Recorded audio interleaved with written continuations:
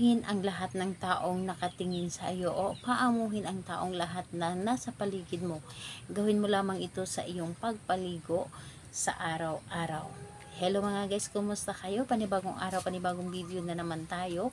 And sa araw na ito ay isa na namang video ang aking tuturo sa inyo na simpleng gabay o simpleng pamamaraan na makakatulong sa atin. At bago ang lahat, gusto ko lang mag-disclaimer sa mga taong hindi naniniwala at hindi gusto ang mga kagaya nitong video. Please skip this video and maghanap kayo ng videos na gustong gusto nyo, dahil ang video na ito ay para lamang ito sa mga taong naniniwala and gusto mag-try. Sa lahat po ng mga nagko-comment dito sa aking video, dito sa loob ng aking channel, mag-ingat sa lahat ng mga nagre-reply sa inyo na dinadala kayo sa kanilang WhatsApp mo po upang makaiwas po tayo sa scam. Ngayon po ituturo ko sa inyo paano mapapaamo natin ang mga taong nasa paligid natin. Halimbawa na lamang na merong tao na para bang ang bigat ng loob sa atin, dahil hindi natin niya maiiwasan na meron talagang tao na mabigat ang loob sa atin, lalo na kapag may inggit o lihim na galit.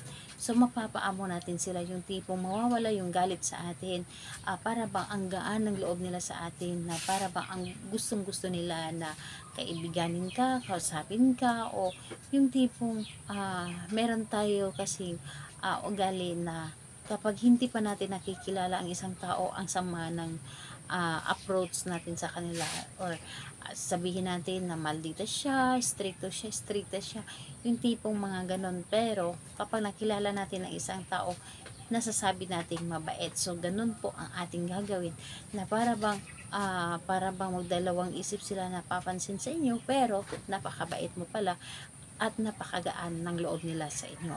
So ganito po ang inyong gawin sa araw-araw, bawat pagligo ninyo. Sa isang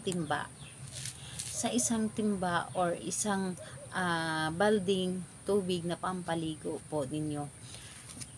Yung balding pampaligo po ninyo, yung tubig na yon, ito po ay inyong dadasalan.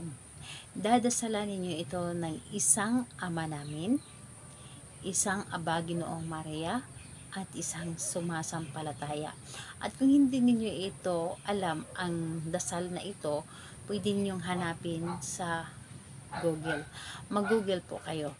So mag-Google kayo, doon ninyo mahahanap ang isang Ama Namin, isang Aba Ginoong Maria, at isang sumasampalataya. Ito ay dasalin ninyo habang nakaharap kayo sa balde na may lamang tubig. And ayun po, basahin ninyo or dasalin ninyo ito na nakaharap. At pagkatapos mong dasalin yung isang Ama Namin, isang Aba Ginoong Maria, at isang sumasampalataya, pagkatapos nun, humiling kayo. Sa pamamaraan ng pampaligong tubig na ito, ikaw ay magsilbi na daan para ang taong nasa paligid ko ay lahat sila ay magiging mabait sa akin, lahat sila ay magiging maamo sa akin, lahat sila ay magiging magaan ang loob sa akin at magiging close ko. Yung tipong sasabihin mo lahat ang gusto mo. So kapag nasabi mo na ito lahat, hipan mo ng 3 beses ang balde or ang tubig na nasa loob ng balde na iyong pampaligo. Hipan mo ito ng pakros.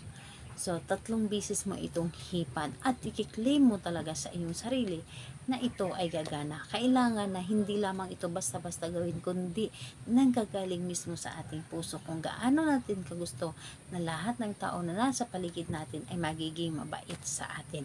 So ayun po, pagkatapos nun ay maligo ka na, i-claim mo sa iyong sarili na ito nang dahil sa tubig ay magiging mabait sila. Pwede mo itong gawin araw-araw. And ayun po, kung gusto niyo magdagdag, basta importante ay nadasalan ninyo ang tubig na nasa loob ng balde. And kung gusto niyo magdagdag ng tubig pa, wala po itong problema as long na naligo nyo na yung nadasalan ninyo.